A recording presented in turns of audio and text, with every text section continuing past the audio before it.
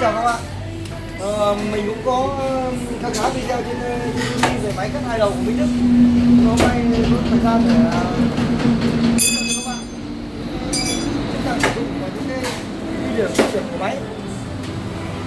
Thứ nhất là máy của mình là máy cắt hai đầu tự động độc lập, có thể cắt riêng biệt từng đầu một.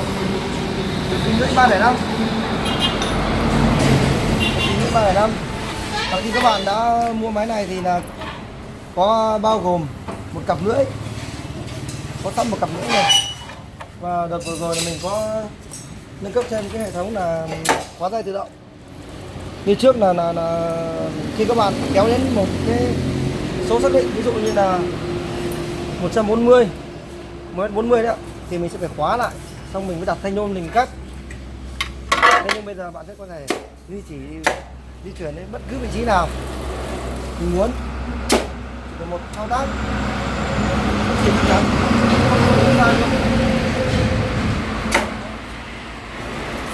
Máy của mình là trong vòng 1 năm, những hai cái đầu máy cắt này các bạn mua mà nó có cái vấn đề gì, ví dụ như là chết rô hay vỡ bi mà cảm thấy lâu kém, thì có thể là mình thay đổi một đổi một trong hai đầu máy cắt này nhé.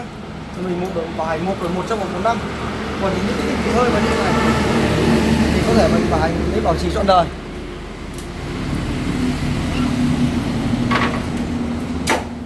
Trong khi đó là cái mã của mình được cắt vào CNC tôn 0.8. Canh cái của hộp này là hộp kẽm, hộp 50-100 ly 8, đảm bảo chắc chắn. Vì là trên những con máy này và cái mặt phẳng của nó từ hai máy song song này rất chi là chi tiết.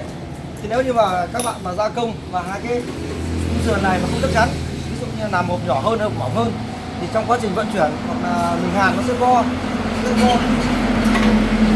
Các bạn cắt đấy là kim nhôm mà đặt như thế này, nó chỉ cần vênh váo một chút thôi, nó chỉ cần lệch 1 ly hoặc 2 ly thôi là có thể là dẫn đến là có thể là mình bây giờ mình cắt ở trong này góc, mình chết góc chết chưa được hết.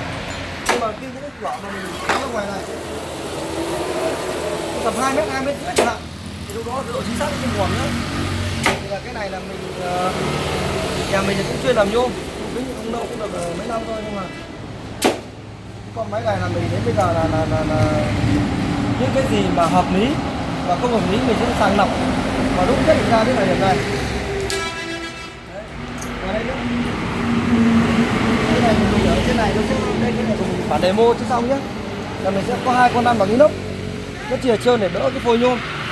Bây giờ vừa rồi đây là mình có nâng cấp thêm một cái nữa là có thể kéo ra để khi mình cắt cái phôi nhôm xong, thường những cái máy này mà không có đỡ phôi nhôm ấy thì khi cắt xong cái vành nó bênh đầu lên. Nhưng đợt này tất cả sản phẩm mình không được nâng cấp như này hết, giá tiền vẫn không thay đổi. Đây, khóa tay tự động đây. Đấy, rất im luôn. Và bây giờ mình sẽ cắt góc nhé.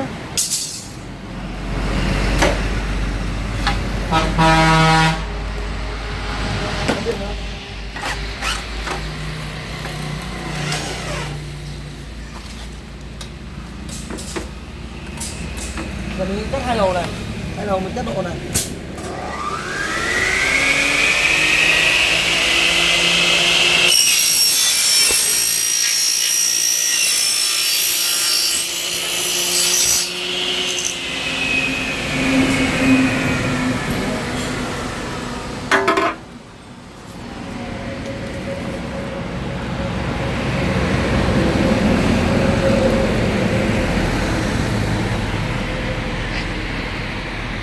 Đây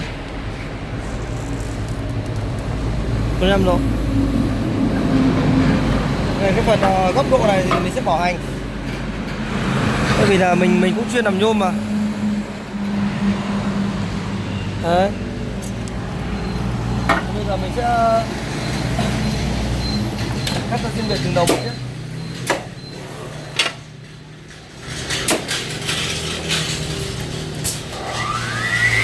Cái này rồi mình cứ im.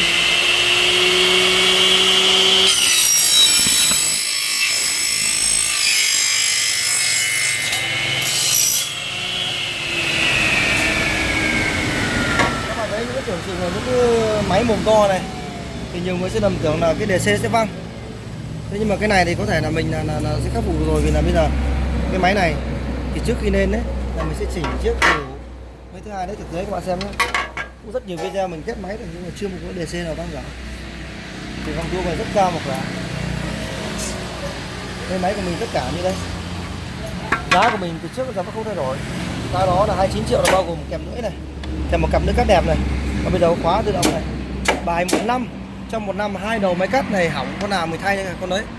Trong 1 năm mà không phải những đổi 1 năm mà ví dụ như không may mà hỏng 1 năm mà cái đầu này hỏng 2 lần có thể thay cho đổi một trong 2 lần, chứ không là một lỗi luôn.